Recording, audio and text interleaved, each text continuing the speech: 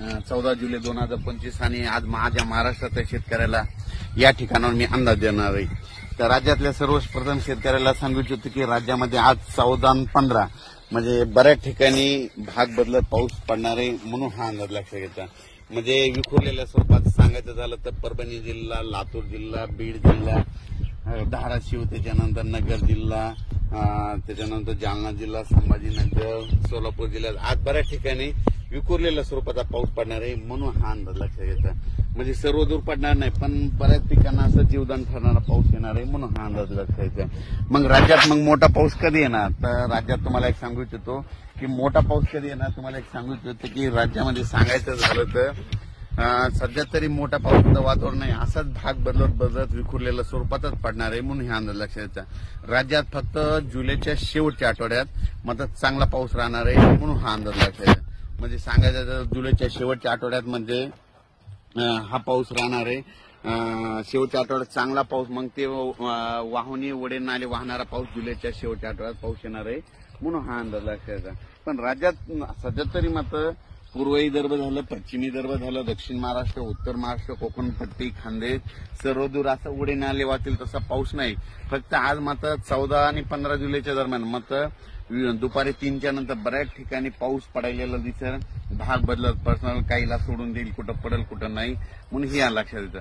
पण राज्यात सध्या तरी मोठं नाही, पण राज्यात मात्र 14-15 आज बऱ्याच ठिकाणी ठिकठिकाणी पाऊस पडणार आहे, म्हणून हे लक्षात येतं। राज्यात नंतर काय होणार आहे, 18च्या नंतर परत एकदा वातावरण चेंज व्हायला सुरुवात होणार आहे।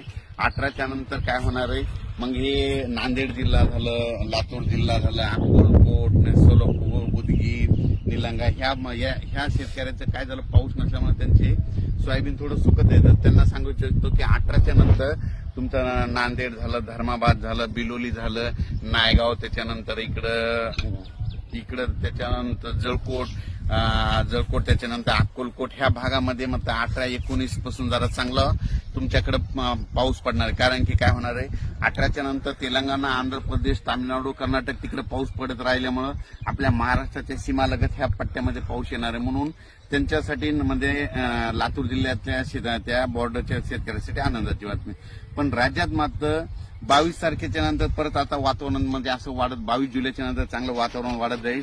मात्र 27, 28, 29 जुलैला मात्र काय होईल, म्हणजे राज्यात सर्वदूर मोठा पाऊस येणार आहे, म्हणून हे अंदाज लागतो। म्हणजे सांगायचं झालं तर 25 जुलैच्या नंतर जुलैच्या शेवटच्या आठवड्यात चांगला मोठा पाऊस येणार आहे, म्हणून हा अंदाज लक्षात येतं। आणि तुम्हाला एक सांगतो, हे जे अंदाज देत आहे हे नेमकं माझ्या शेतामध्ये, आणि हे आम्ही धुटीने कापूस लावलेला, या ठिकाणी हे अंतर 3 बाय 1 केलेलं आहे, आणि ह्या 3 बाय 1 केल्याच्या नंतर त्याला एकदा फक्त रेगाटीला खत दिलेला आहे, परत खत दिलेला नाही, आणि पाळी चालू आहे। शेतकऱ्याला सांगू तिथं कापूस वाढू द्यायचा नाही, कापसाचा अंतर कमी करायचा, खर्च कमी करायचा, खर्च कमी केल्याच्या नंतर कापसाला उतार चांगला होतो। तर पाहू शकता।